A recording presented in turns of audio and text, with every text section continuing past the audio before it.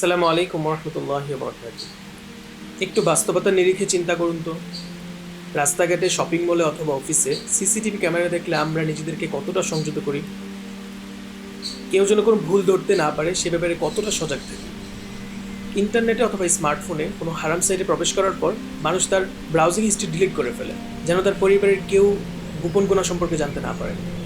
মানুষ ভাবে সে হয়তো নিজেকে সবার থেকে লুকিয়ে ফেলেছে, তার পাপের কথা কেউ জানলো না। কিন্তু মানুষ কতই না বোকা! আমরা ভুলে যাই পৃথিবীর বুক থেকে সকল হিস্ট্রি ডিলিট করে ফেললেও আল্লাহর কাছে আমাদের প্রতিটি আঙুলের ক্লিক, প্রতিটি চোখের কুদৃষ্টি সংরক্ষিত থাকছে। সেখান থেকে মুছে ফেলা কোনোভাবেই সম্ভব না। আল্লাহ তাআলা পবিত্র কোরআনে বলেন, ইয়ালামু খাইনাতাল আ'ইনি ওয়া মা তুখফিস সুদূর। তিনি জানেন তোমাদের চোখের চোরাচাহনি এবং অন্তরসমূহগুলো যা লুকিয়ে রাখে।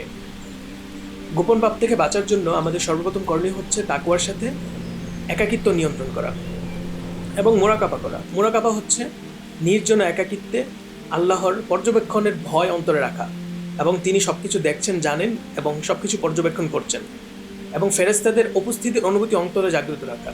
আল্লাহ তাআলা পবিত্র কোরআনে বলেন, ওয়া ইন্না আলাইকুম লাহাফিযিন কিরামান কাতিবিন ইয়ালামুনা মা তাফআলুন। তোমাদের উপর অবশ্যই তত্ত্বাবধায়ক নিযুক্ত রয়েছে, সম্মানিত লেখকগণ, তারা সবকিছু জানেন তোমরা যা করো। এই আয়াতে তাফসিরে হাসান বসরি রহমতুল্লাহি আলাইহি বলেন, তোমাদের কোনো কিছু তাদের থেকে গোপন থাকে না, তারা সব জানেন। এবং ছোটোখাটো পাপের ব্যাপারে সতর্ক থাকা। ইবনু সাদ রহমতুল্লাহি আলাইহি বলেন, গুনাহ ছোট কিনা তা দেখো না, বরং লক্ষ্য করো তুমি কার অবাধ্যতা করছো। পাপ হয়ে গেলে সাথে সাথে তওবা করা এবং নেক আমল করা। আমরা ফেরেশতা নই যে আমাদের দ্বারা কোনো গুনাহ হবে না। মানুষ শত চেষ্টার পরেও শয়তানের ধোঁকায় পড়ে গুনাহ হয়ে যায়, পাপ হয়ে যায়, অবাধ্যতা হয়ে যায়, নাফরমানি হয়ে যায়। গুনাহ হওয়ার সাথে সাথে অনুতপ্ত হওয়া, তওবা করা এবং নেক আমল করা। আল্লাহ তাআলা পবিত্র কোরআনে বলেন, ইন্নাল হাসানাতি ইউযহিবুনাস সাইয়্যাত।